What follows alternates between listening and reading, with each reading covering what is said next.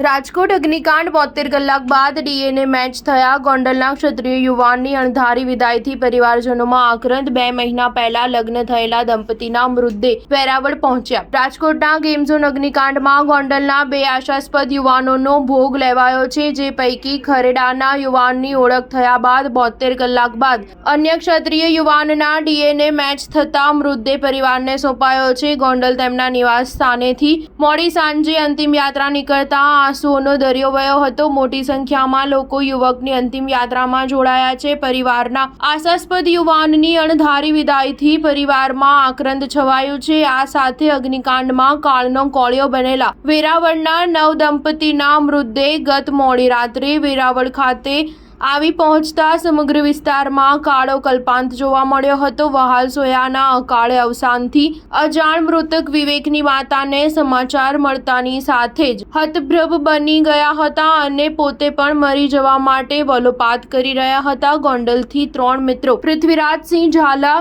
સત્યપાલસિંહ જાડેજા અને શત્રુઘ્નસિંહ ચુડાસમા ગેમ ઝોનમાં ગેમ રમવા ગયા હતા, જેમાં આગ લાગતા પૃથ્વીરાજસિંહ પતરા તોડી કૂદકો માર્યો હતો. તેના મિત્રો સત્યપાલસિંહ જાડેજા અને શત્રુઘ્નસિંહ ચુડાસમા બંને જીવતા ભૂંજાયા હતા.